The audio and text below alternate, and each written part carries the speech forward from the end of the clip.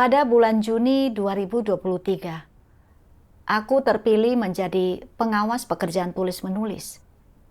Melalui interaksi dengan saudara-saudari, aku mendapati bahwa keterampilan profesional dan kemampuan kerja mereka relatif lemah.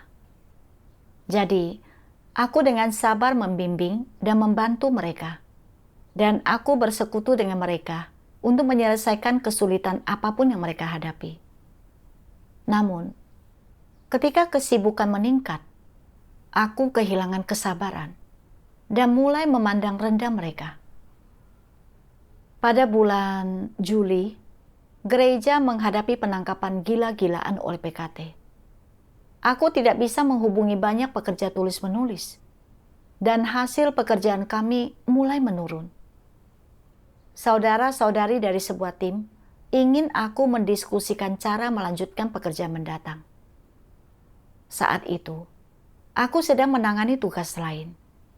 Jadi, aku berkorespondensi singkat dengan mereka tentang arahan umum cara melakukan pekerjaan itu. Menganggap mereka seharusnya tahu cara menerapkannya. Namun, pemimpin tim itu tetap membalas surat, mengatakan bahwa mereka menghadapi beberapa kesulitan. Aku berpikir dalam hati, ketika gereja pertama kali menghadapi penangkapan, aku juga tidak tahu harus berbuat apa. Tetapi aku bisa menemukan beberapa jalan melalui doa dan pencarian. Mengapa kau tidak tahu cara menemukan jalan untuk dirimu sendiri? Yang kau tahu hanyalah mengeluh tentang kesulitan. Kau hanya tidak mencurahkan segenap hatimu dalam tugasmu. Kau hanya menunggu solusi yang sudah jadi. Kau adalah pemimpin tim. Ketika kau mengeluh tentang kesulitan, itu akan berdampak negatif pada orang lain. Dalam sebuah pertemuan, aku berkata dengan nada menuduh, "Sudahkah kalian mendiskusikan solusi untuk kesulitan-kesulitan ini? Apa yang sebenarnya kalian lakukan setiap hari? Mengapa kalian tidak mencoba menemukan jalan untuk diri kalian sendiri?" Aku melihat saudari itu tampak kesal, dan aku menyadari nadaku tidak benar. Namun kemudian aku berpikir bahwa apa yang kukatakan itu benar, dan bahwa aku mencoba membimbingnya untuk lebih mengandalkan Tuhan saat menghadapi kesulitan, alih-alih hanya mengeluhkannya. Aku berkata pada diriku sendiri bahwa itu demi kebaikannya sendiri. Terkadang, ketika aku mengajukan pertanyaan kepada saudari Liu, karena aku berbicara cepat, dia tidak langsung bereaksi, dan jawabannya agak berputar-putar. Aku memandang rendah dia dan berpikir, kau bahkan tidak menjawab pertanyaanku. Tidak bisakah kau menjawab langsung dan tepat sasaran? Mengapa kau harus berbelit-belit? Kemudian, aku berkata dengan nada mencela, jangan berbelit-belit. Jawab saja pertanyaan yang diajukan. Jika tidak, maka tidak ada yang bisa memahamimu. Setelah aku mengatakan ini, dia merasa agak terkekang. Pada suatu kesempatan, saudari Chang membagikan keadaannya, mengatakan bahwa terkadang ketika aku menanyakan sesuatu padanya, dia tidak langsung menangkap maksudku. Ketika jawabannya tidak tepat sasaran, aku memarahinya. Dan kemudian, dia tidak berani mengatakan apa-apa lagi. Takut dia akan dipangkas karena tidak menjawab tepat sasaran. Ketika aku mendengar saudari Chang mengatakan ini, aku tetap tidak merenungkan diriku sendiri. Sebaliknya, aku berpikir dia terlalu menjaga gengsi. Aku berpikir, bukankah aku menunjukkan masalahmu demi kebaikanmu sendiri? Mengapa kau malah merasa terkekang? Kau terlalu rapuh. Setelah beberapa lama, para saudari itu menjadi agak menjauh dariku. Terkadang, aku mendengar mereka mengobrol dan tertawa di kantor. Tetapi menjadi diam Begitu aku masuk, aku menyadari bahwa jika ini terus berlanjut, mereka semua akan menghindariku. Bagaimana mungkin kami bisa bekerja sama untuk melaksanakan tugas kami? Jadi, aku menemukan beberapa firman Tuhan yang menelaah watak congkak dan berusaha melihat bagaimana itu berlaku bagiku. Aku juga menahan diri dari luarnya dan berusaha lebih banyak berbicara kepada mereka dengan nada lebih lembut atau menceritakan lelucon untuk mencairkan suasana. Kemudian, seorang rekan kerja saudara Huang mengetahui bahwa beberapa anggota tim merasa terkekang olehku dan menunjukkan masalahku. Dia membacakan banyak firman Tuhan untukku, dan satu bagian secara khusus meninggalkan kesan mendalam. Tuhan Yang Maha Kuasa berfirman, "Dapatkah engkau membantu orang memahami kebenaran dan masuk ke dalam kenyataan jika engkau hanya mengucapkan kata-kata dan doktrin untuk menceramahi dan memangkas mereka? Jika apa yang engkau persekutukan tidak nyata, dan jika itu hanyalah kata-kata dan doktrin, sebanyak apapun engkau memangkas dan menceramahi mereka, itu tidak akan ada gunanya. Apakah kau pikir orang agak takut kepadamu, melakukan apa yang kau suruh, dan tidak berani memberontak, artinya mereka memahami kebenaran dan tunduk?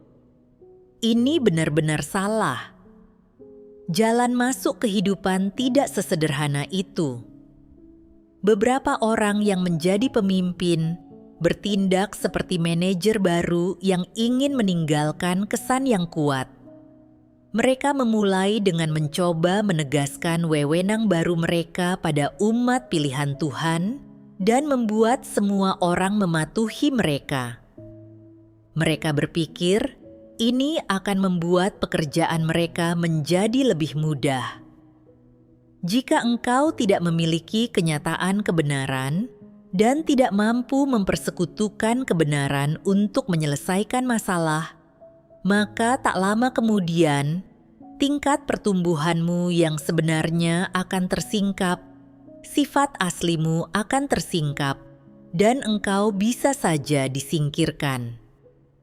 Dalam beberapa pekerjaan administratif, sedikit pemangkasan dan pendisiplinan orang adalah hal yang dapat diterima. Namun, jika engkau tidak mampu mempersekutukan kebenaran, pada akhirnya, engkau tetap tidak akan mampu menyelesaikan masalah, dan itu akan memengaruhi hasil pekerjaan. Jika engkau selalu menceramahi dan terus-menerus menyalahkan orang saat muncul masalah apapun di gereja, dan jika yang kau lakukan hanyalah bersikap angkuh kepada orang lain, itu adalah watak rusakmu yang sedang tersingkap dengan sendirinya, dan engkau telah memperlihatkan wajah buruk dari kerusakanmu. Jika engkau selalu menempatkan dirimu di atas orang lain dan menceramahinya seperti ini, seiring berjalannya waktu, orang tidak akan dapat menerima perbekalan hidup darimu, mereka tidak akan mendapatkan apapun yang nyata, dan sebaliknya mereka akan membencimu dan muak terhadapmu. Selain itu, karena terpengaruh olehmu akibat kurangnya kemampuan untuk membedakan, akan ada beberapa orang yang akan belajar untuk menceramahi dan memangkas orang lain. Mereka juga akan menjadi marah dan kehilangan kesabaran. Engkau bukan hanya tidak akan dapat menyelesaikan masalah orang, engkau juga akan memupuk watak rusak mereka. Dan bukankah itu menuntun orang ke jalan menuju kebinasaan?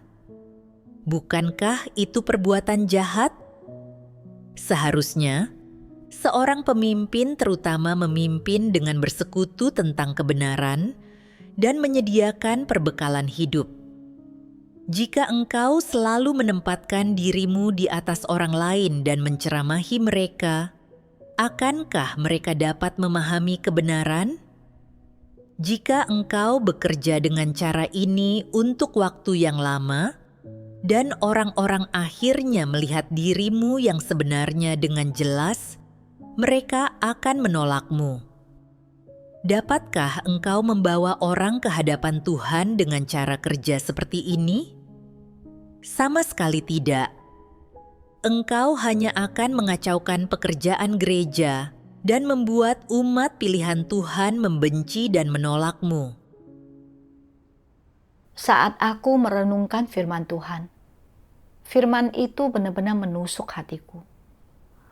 Apa yang Tuhan singkapkan persis dengan keadaanku. Aku adalah seorang pengawas. Tetapi ketika melihat saudara-saudari menghadapi kesulitan dan masalah dalam tugas mereka, aku bukan saja gagal bersekutu dan membantu mereka. Aku malah terus menganggap diriku lebih tinggi dan menceramahi serta mengkritik mereka. Hal ini menyebabkan semua orang menghindari dan takut kepadaku. Keadaan mereka menjadi buruk dan berdampak pada kemampuan mereka dalam melaksanakan tugasnya. Memperlakukan orang berdasarkan watak rusakku benar-benar menjijikkan bagi Tuhan dan memuakkan bagi orang lain. Beberapa waktu lalu, gereja menghadapi penangkapan massal. Banyak pekerja tulis-menulis tidak bisa dihubungi, dan kemajuan pekerjaan tulis-menulis melambat. Saudara-saudari hidup dalam kesulitan, tidak tahu bagaimana mengalaminya. Itu adalah waktunya mereka membutuhkanku untuk memberikan persekutuan dan bantuan, untuk menemukan jalan ke depan bersama mereka, serta menyelesaikan berbagai kesulitan dan masalah yang mereka hadapi. Namun, alih-alih menawarkan persekutuan dan bantuan nyata, aku memandang rendah dan menceramahi para saudari itu. Akibatnya, mereka bukannya menerima bantuan, melainkan terus-menerus terkekang olehku. Ini sama sekali bukan melaksanakan tugasku. Bukankah aku hanya melakukan kejahatan? Aku terutama merasakan hal ini ketika aku melihat firman Tuhan ini. Jika engkau selalu menempatkan dirimu di atas orang lain dan menceramahinya seperti ini, seiring berjalannya waktu, orang tidak akan dapat menerima perbekalan hidup darimu. Mereka tidak akan mendapatkan apapun yang nyata, dan sebaliknya, mereka akan membencimu dan muak terhadapmu. Sebagai seorang pengawas, dengan menganggap diri lebih tinggi, serta menceramahi dan mengekang orang lain, aku bukan hanya mengacaukan pekerjaan, tetapi jika saudara-saudari tidak bisa mendapatkan bantuan dariku, mereka akan menolakku. Sekarang, hasil pekerjaan kami telah menurun. Keadaan saudara-saudari buruk, dan aku telah dipangkas serta disingkapkan dengan cara ini. Bukankah Tuhan ini sedang mendidikku? Menyadari hal ini, aku merasa sangat sedih dan bersalah. Aku hanya ingin menenangkan hatiku dan mencari kebenaran untuk menyelesaikan masalahku. Kemudian, aku membaca bagian lain dari firman Tuhan yang sangat menyentuh hatiku. Tuhan Yang Maha Kuasa berfirman, "Aku telah mendapati bahwa banyak pemimpin hanya tahu menceramahi orang dan berkhotbah kepada orang lain dari posisi yang tinggi dengan sikap merendahkan, tetapi mereka tak mampu berkomunikasi dengan orang lain di posisi yang setara ataupun berinteraksi dengan orang secara normal. Ada orang-orang yang ketika berbicara, selalu saja seakan-akan mereka sedang berpidato atau memberi laporan.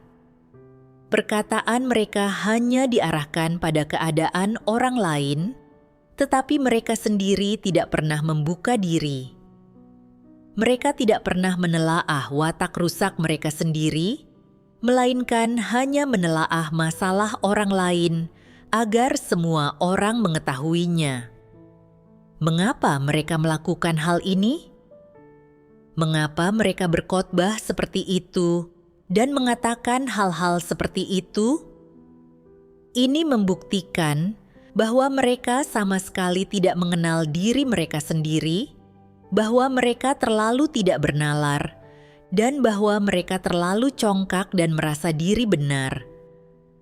Mereka mengira memiliki kemampuan untuk mengenali watak rusak orang lain, membuktikan bahwa mereka lebih unggul daripada yang lain, lebih baik daripada yang lain dalam kemampuan untuk membedakan, dan bahwa mereka lebih tidak rusak dibandingkan orang lain.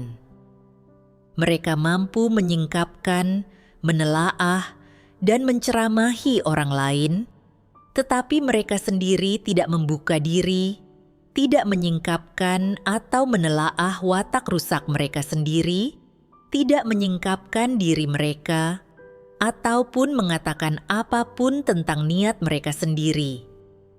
Mereka selalu menceramahi orang lain karena bertindak tidak pantas. Inilah yang dimaksud dengan membesar-besarkan dan meninggikan diri sendiri. Mengapa engkau membuat masalah dengan begitu tak masuk akal sejak menjadi pemimpin?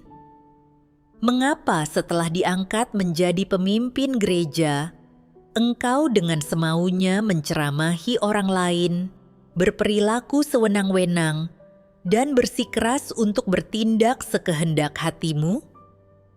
Mengapa ketika mengucapkan perkataan itu, engkau tidak pernah memikirkan akibatnya, tidak pernah memikirkan identitasmu sendiri? Mengapa engkau bertindak seperti ini? Ini karena meskipun engkau pemimpin, engkau tidak tahu posisi atau identitasmu sendiri. Mengaturmu untuk menjadi pemimpin semata-mata untuk mengangkatmu dan memberimu kesempatan untuk berlatih. Ini bukan karena engkau memiliki lebih banyak kenyataan kebenaran dibandingkan orang lain, atau karena engkau lebih baik daripada orang lain. Sebenarnya, sama seperti orang lain, engkau tidak memiliki kenyataan kebenaran. Bahkan dalam beberapa hal, engkau mungkin lebih rusak daripada orang lain. Jadi, mengapa engkau menceramahi, memarahi, dan mengekang orang lain secara sewenang-wenang dan tidak masuk akal? Mengapa memaksa orang lain untuk mendengarkanmu? Mengapa engkau memaksa orang lain untuk mendengarkanmu, bahkan ketika engkau melakukan hal-hal yang salah? Ini membuktikan apa? Ini membuktikan bahwa engkau berada di posisi yang salah. Engkau tidak melakukan pekerjaanmu dari posisi seorang manusia. Engkau melakukan pekerjaanmu dari posisi Tuhan, dari posisi yang tinggi. Membaca firman Tuhan menusuk hatiku. Bukankah aku jenis orang yang Tuhan bicarakan? Keterampilan profesional dan kemampuan kerja para saudari relatif lemah. Dan ketika pekerjaan mereka terhambat oleh lingkungan penangkapan massal, mereka membutuhkanku untuk membantu mereka menemukan jalan menuju solusi. Namun, aku bukan saja tidak sepenuh hati membantu mereka. Aku juga menceramahi mereka dengan menganggap diriku lebih tinggi. Karena aku berbicara cepat, jika seorang saudari tidak mengerti maksudku, dia akan kumarahi. Yang kubawa kepada orang lain hanyalah rasa sakit dan kerugian. Dan aku juga memengaruhi pekerjaan. Di mana letak kemanusiaanku? Aku teringat antikristus Y yang diusir beberapa waktu lalu. Ketika dia melihat beberapa penyimpangan atau masalah dalam tugas saudara-saudari, dia akan menceramahi, memangkas, dan menyiksa mereka tanpa mempertimbangkan konteks atau memahami kesulitan mereka yang sebenarnya. Hal ini menyebabkan saudara-saudari takut ketika melihatnya dan hidup dalam keadaan waspada yang memengaruhi tugas mereka. Kemudian, aku melihat diriku sendiri. Meskipun aku tidak menceramahi dan menyiksa orang separage, para saudari hidup dengan waspada karena aku memandang rendah dan menceramahi anggota tim. Mereka hanya memikirkan cara memuaskanku agar tidak ditegur, yang memengaruhi keadaan mereka maupun pekerjaan. Aku menyadari natur dan konsekuensi tindakanku yang mengekang orang lain ini sangat serius. Dan jika aku tidak membalikkan keadaan, aku akan berakhir di jalan antikristus dan disingkirkan, sama seperti Ye. Aku merasa takut sekaligus bersalah. Jadi aku berdoa kepada Tuhan untuk bertobat, memohon kepadanya untuk membimbingku agar lebih merenungkan dan mengenal diriku sendiri. Setelah itu, aku membaca beberapa firman Tuhan dan mendapatkan pemahaman tentang masalahku. Tuhan yang Maha Kuasa berfirman, "Jika di dalam hatimu engkau benar-benar memahami kebenaran, engkau akan tahu bagaimana menerapkan kebenaran dan tunduk kepada Tuhan, dan secara alami engkau akan mampu memulai jalan mengejar kebenaran. Jika jalan yang kau tempuh adalah jalan yang benar dan sesuai dengan maksud Tuhan, maka pekerjaan Roh Kudus tidak akan meninggalkanmu. Dan dengan demikian, akan semakin kecil kemungkinan engkau mengkhianati Tuhan. Tanpa kebenaran, akan mudah bagimu untuk melakukan kejahatan, dan engkau akan melakukannya meskipun engkau sendiri tidak mau. Sebagai contoh, jika engkau memiliki watak yang congkak dan sombong, maka diberitahu untuk tidak menentang Tuhan tidak akan ada gunanya, karena engkau tidak akan mampu mengendalikan dirimu sendiri. Ini akan menjadi sesuatu yang di luar kehendakmu. Engkau tidak akan melakukannya dengan sengaja. Engkau akan melakukannya di bawah kendali naturmu yang congkak dan sombong. Kecongkakan dan kesombonganmu akan membuatmu memandang hina terhadap Tuhan dan mengabaikannya. Hal-hal itu akan membuatmu cenderung meninggikan diri dan menyebabkanmu memamerkan diri di setiap kesempatan. Hal-hal itu akan membuatmu memandang rendah orang lain dan tidak menyisakan siapapun di hatimu selain dirimu sendiri. Hal-hal itu akan merampas tempat Tuhan di hatimu dan pada akhirnya menyebabkanmu duduk di posisi Tuhan dan menuntut agar orang-orang tunduk kepadamu dan membuatmu mengagungkan ide, pemikiran, dan gagasanmu sendiri sebagai kebenaran. Begitu banyak kejahatan yang dilakukan manusia di bawah dominasi natur mereka yang congkak dan sombong. Dari firman Tuhan, aku mengerti bahwa alasan utamaku memandang rendah dan mengekang orang adalah karena naturku terlalu congkak.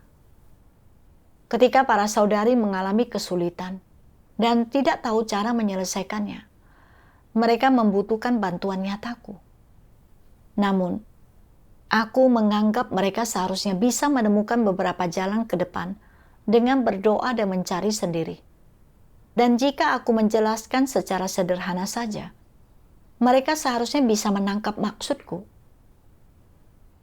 Ketika mereka masih mengalami kesulitan, aku mulai memandang rendah mereka dan memangkas mereka begitu saja tanpa benar-benar bertanya di mana tepatnya mereka mengalami kebuntuan. Sebenarnya, ketika menghadapi kesulitan di masa lalu, aku sering bingung dan tidak tahu cara menyelesaikannya. Dan terkadang, Aku bahkan menangis diam-diam. Namun, aku menganggap diriku lebih baik daripada anggota tim, meninggikan diriku sendiri dan meremehkan mereka dalam hatiku. Aku begitu congkak dan tidak memiliki nalar sedikit pun. Dengan memperlakukan para saudari berdasarkan watakku yang congkak, aku mengekang mereka dan membawa kekacauan serta gangguan pada tugas kami. Bukankah ini menentang Tuhan? Makin aku memikirkannya, makin aku merasa bahwa jika watak congkakku tidak diatasi, aku benar-benar bisa melakukan kejahatan di luar kehendakku. Aku ingin membalikkan keadaan dan berubah, serta memperlakukan para saudari sesuai dengan firman Tuhan. Suatu hari, aku membaca firman Tuhan yang sangat menggerakkan hatiku dan memberiku tekad untuk menerapkan kebenaran. Tuhan yang Maha Kuasa berfirman, "Karena aku melihat engkau semua mati rasa dan tidak mencintai kebenaran, serta tidak mengejar kebenaran, dan kualitasmu juga buruk, maka aku harus berbicara secara terperinci.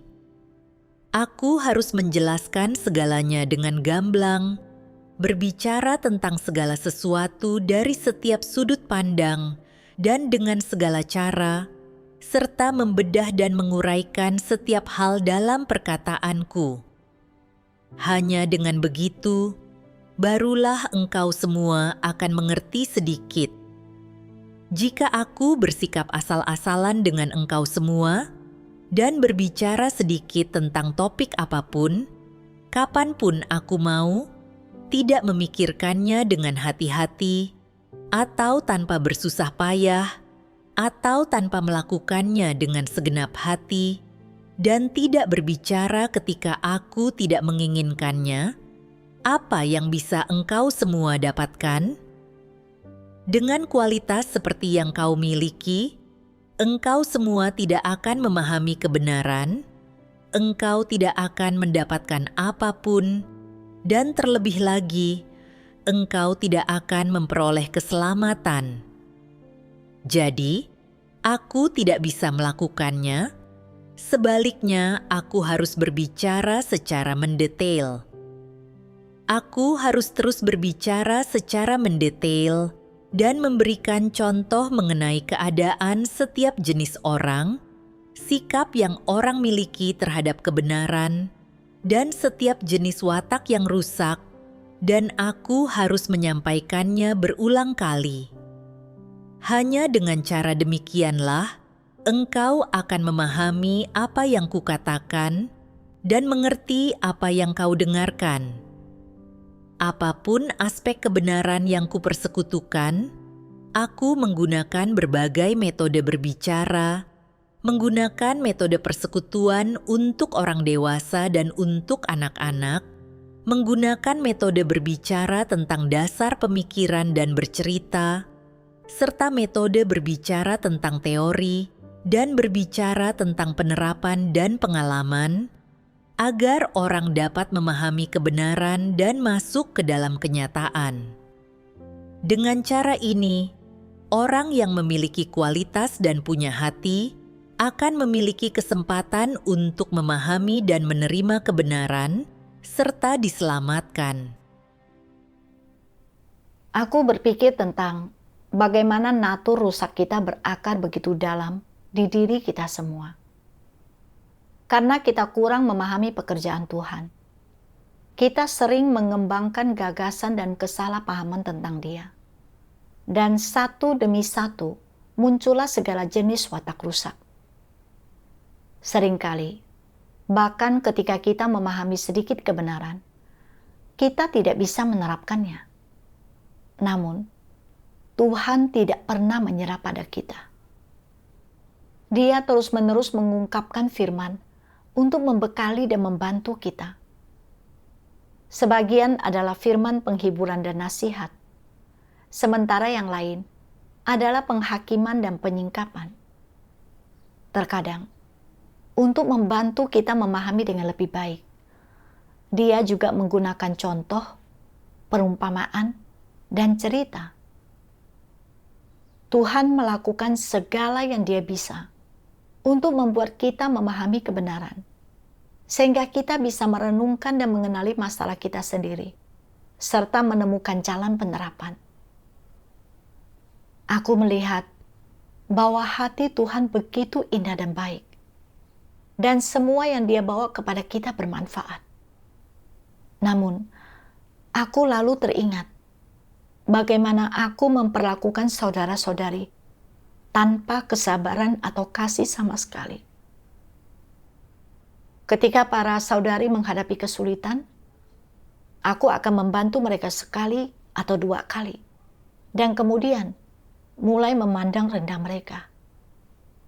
Aku bukan saja sama sekali gagal memberi mereka manfaat, aku malah memberi kekangan dan kerugian pada mereka. Aku begitu tidak memiliki kemanusiaan.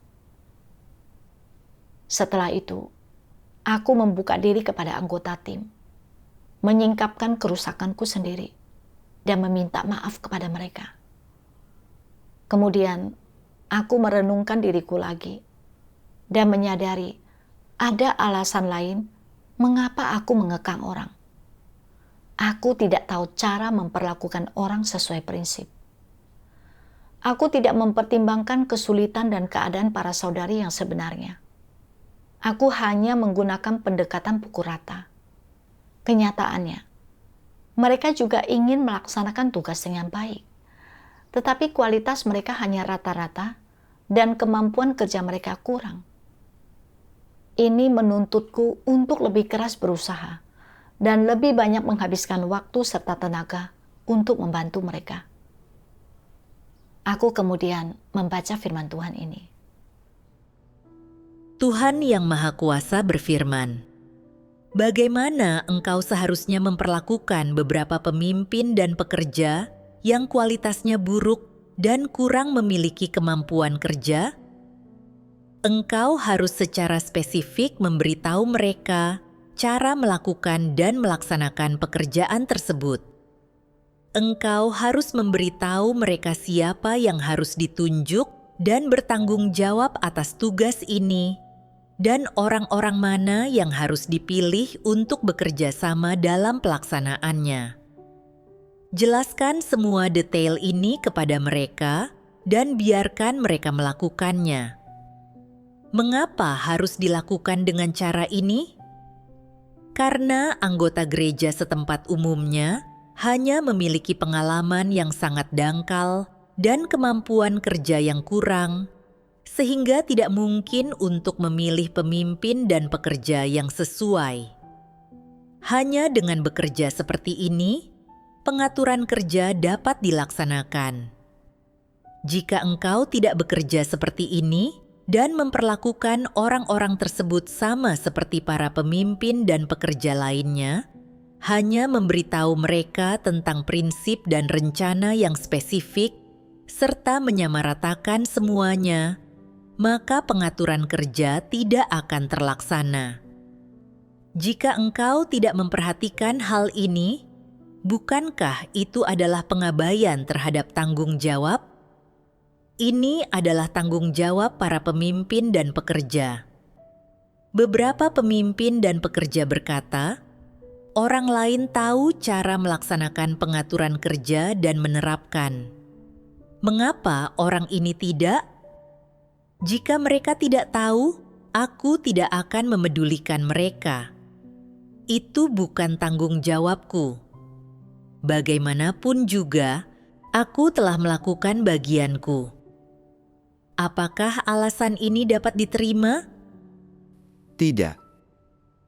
Sebagai contoh, katakanlah seorang ibu memiliki 3 orang anak dan salah satu dari mereka lemah, sering sakit-sakitan, dan tidak mau makan.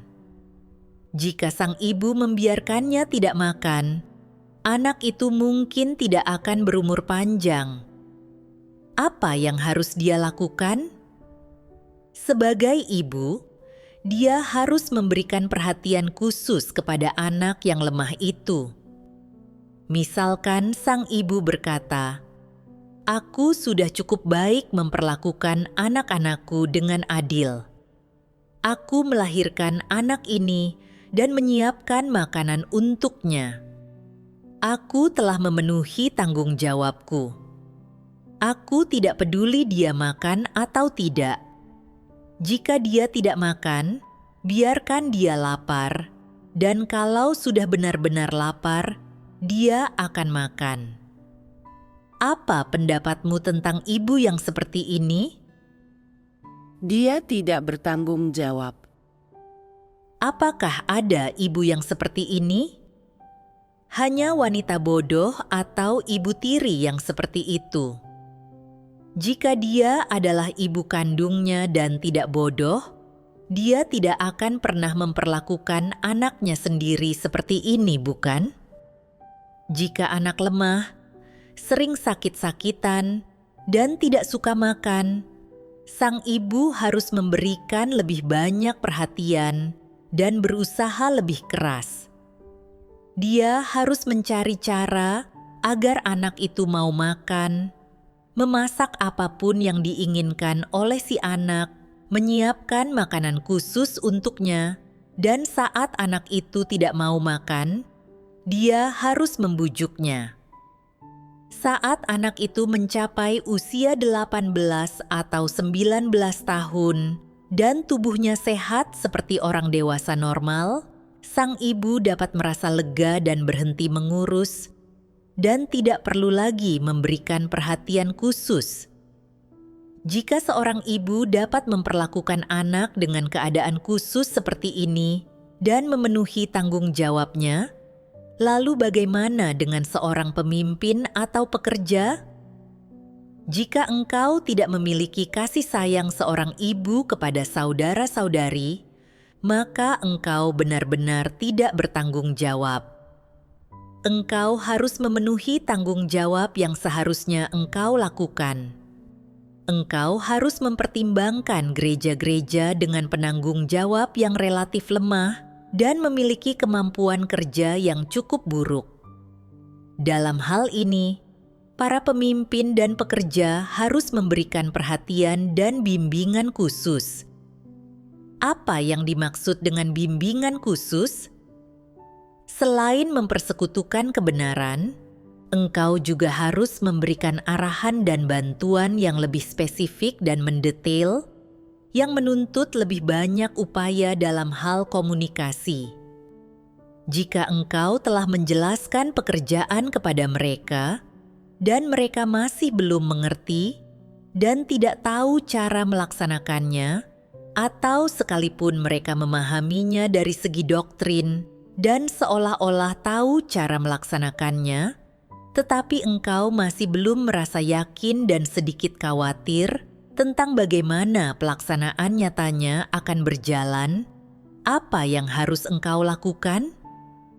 Engkau perlu mendatangi langsung gereja setempat untuk membimbing dan melaksanakan tugas tersebut bersama mereka. Beritahu mereka tentang prinsip-prinsip dan buat pengaturan khusus mengenai tugas-tugas yang perlu dilakukan sesuai dengan tuntutan pengaturan kerja, seperti apa yang harus dilakukan terlebih dahulu dan apa yang harus dilakukan selanjutnya, serta bagaimana cara mengalokasikan orang dengan benar. Atur semua hal ini dengan baik. Ini secara nyata membimbing mereka dalam pekerjaannya, bukan hanya meneriakan slogan-slogan atau memberikan perintah sembarangan, dan menceramahi mereka dengan beberapa doktrin, dan kemudian menganggap pekerjaanmu sudah selesai. Itu bukanlah perwujudan dari melakukan pekerjaan spesifik dan meneriakan slogan-slogan, serta memerintah orang lain bukanlah tanggung jawab para pemimpin dan pekerja. Setelah para pemimpin atau pengawas gereja setempat dapat mengemban pekerjaan, dan pekerjaan itu telah berada di jalur yang benar, dan pada dasarnya tidak ada masalah yang berarti, barulah pemimpin atau pekerja itu dapat pergi. Untuk menyelesaikan banyak kesulitan yang orang alami, engkau harus terlebih dahulu memahami dinamika pekerjaan Roh Kudus. Engkau harus memahami cara Roh Kudus melakukan pekerjaan dalam diri orang yang berbeda. Engkau harus memiliki pemahaman tentang kesulitan-kesulitan yang orang hadapi dan tentang kekurangan mereka. Dan engkau harus mengetahui yang sebenarnya tentang inti masalahnya dan mengetahui sumber masalahnya tanpa penyimpangan atau melakukan kesalahan apapun. Hanya dengan demikian, engkau adalah orang yang memenuhi standar dalam hal bekerja sama dalam pelayanan kepada Tuhan. Setelah membaca firman Tuhan, aku mengerti bahwa orang dengan kualitas buruk membutuhkan lebih banyak bimbingan dan bantuan, dan bahwa kita tidak bisa menggunakan pendekatan pukul rata. Ini seperti seorang ibu yang memiliki beberapa anak, dan salah satunya lemah dan sakit-sakitan. Sang ibu harus memberi anak ini lebih banyak perhatian daripada yang lain, agar dia bisa tumbuh sehat. Namun, seorang ibu yang tidak bertanggung jawab saat melihat anaknya lemah, tidak merawatnya dan malah menyalahkan anak itu karena mengecewakannya. Bagaimana seorang anak bisa tumbuh sehat dengan cara itu? Tuhan tidak memaksa orang untuk melakukan apa yang di luar kemampuan mereka. Tuntutannya bagi orang-orang didasarkan pada kualitas yang melekat di diri mereka. Aku juga harus memperlakukan saudara-saudariku sesuai dengan firman Tuhan. Menawarkan mereka lebih banyak bimbingan dan bantuan. Setelah itu, ketika aku melihat saudari-saudariku menghadapi kesulitan dalam pekerjaan mereka, aku akan dengan sabar mendengarkan mereka menggambarkan masalah dan kesulitan mereka. Dan aku akan memusatkan perhatian pada masalah mereka. Dan kemudian bersekutu untuk membantu mereka. Dengan menerapkan cara ini, para saudari tidak lagi merasa terkekang olehku seperti sebelumnya. Ketika mereka menghadapi masalah dalam tugas mereka yang tidak bisa mereka lihat dengan jelas, mereka juga secara proaktif bertanya kepadaku tentang hal itu. Kami kemudian akan bersama-sama mencari kebenaran untuk menyelesaikannya. Dan hasil pekerjaan kami pun meningkat. Melalui pengalaman ini, aku pun melihat dengan jelas bahwa memperlakukan orang berdasarkan watak rusak hanya akan membawa kekangan dan kerugian bagi mereka dan membawa kerusakan pada pekerjaan. Memperlakukan saudara-saudara kita sesuai dengan prinsip kebenaran dan firman Tuhan, serta memenuhi tanggung jawab kita, adalah hal yang bermanfaat bagi pekerjaan. Itu juga membangun orang lain.